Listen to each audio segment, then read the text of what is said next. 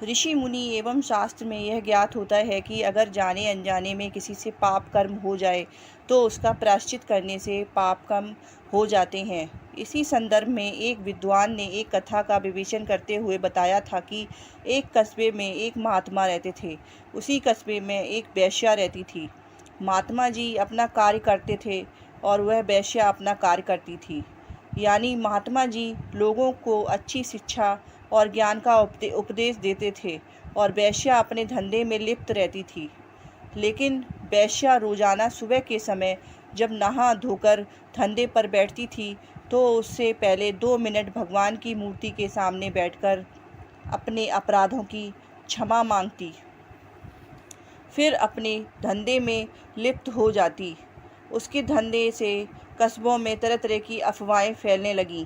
तब एक दिन महात्मा ने उसे अपने आश्रम में बुलाया और समझाया कि यह तुम गलत कार्य कर रही हो। इसमें तुम्हें बहुत भारी पाप लग रहा है, इसलिए तुम यह गलत धंधा छोड़ दो। वेश्या ने कहा, महात्मा जी, अगर मैं अपना धंधा छोड़ दूंगी तो भूखी मर जाऊंगी।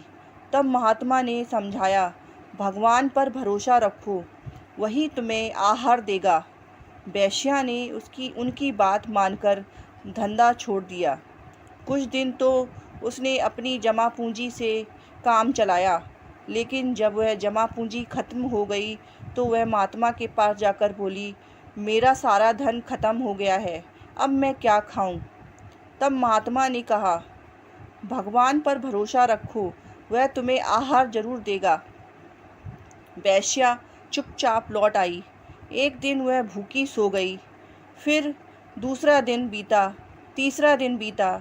जब उससे भूख बर्दाश्त नहीं हुई तो वह पहले की भांति अपने धंधे में लिप्त हो गई और वही क्रिया दोहराने लगी, अर्थात भगवान की मूर्ति के सामने 2 मिनट प्रायश्चित करती, फिर अपने धंधे में लग जाती। संयोग ऐसा हुआ कि कुछ दिन बाद महात्मा का देहांत हो गया और उसी दिन वेश्या भी मर गई।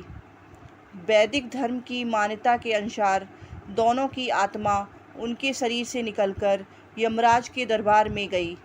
धर्मराज ने वेश्या और महात्मा जी दोनों के पाप और पुण्य का लेखा जोखा किया। उसके बाद वेश्या को स्वर्ग और महात्मा जी को नरक में डालने का आदेश दिया। महात्मा जी ने यमराज से कहा, हे धर्मराज, आपके दरबार में अन्याय हो रहा है। मैंने जीवन भर लोगों को अच्छे मार्ग पर चलने का उपदेश दिया, फिर भी आप मुझे नरक में डाल रहे हैं। जबकि वेश्या ने जीवन भर पाप कर्म किया, उसे स्वर्ग दे रहे हैं। यह आपका कैसा न्याय है? तब यमराज ने महात्मा से कहा, हम धर्मराज, हमारे दरबार में कभी अन्याय नहीं होता। देखो, उधर पृथ्वी लोक में आपके शरीर को लोग गाजे बाजे के साथ दफनाने ले जा रहे हैं। वहाँ आपकी मजार बनाकर पूजा किया करेंगे। चूँकि आपके शरीर ने आपके मुँह ने प्रवचन किया था, इसलिए आपके शरीर की सद्गति हो रही है। लेकिन आपके मन में परमात्मा के प्रति वास्तविक प्रेम नहीं था, बल्कि आपके मन में नाम कमाने की, चारों ओर प्रसिद्ध होने की लालसा थी। आत्मा से कभी आपने परमात्मा का सुमिरन नहीं किया, इसलिए यहाँ नरक में डाले जा रहे हो। उधर दूसरी ओर वेश्या को देखो, उसने शरीर से पाप किया था, उसके शरीर को लोग घसीट कर नाले में फेंक रहे हैं। उसके शरीर की चील कौवे खाएंगे, लेकिन वह धंधे पर बैठने से पहले 2 मिनट ही सही, किंतु सच्चे मन से भगवान की मूर्ति के सामने बैठकर अपने पापों का प्रायश्चित करती थी। इसलिए उसकी आत्मा को स्वर्ग प्राप्त हो रहा है। प्रायश्चित करने से सारे पाप नष्ट हो जाते थे। यह बात आप भी भली भांति जानते हैं, किंतु आप में तो नाम कमाने का भूत सवार था। अतः जिसने जैसा किया उसे वैसा मिला।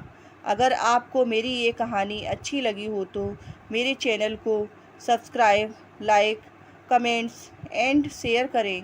Please, thank you.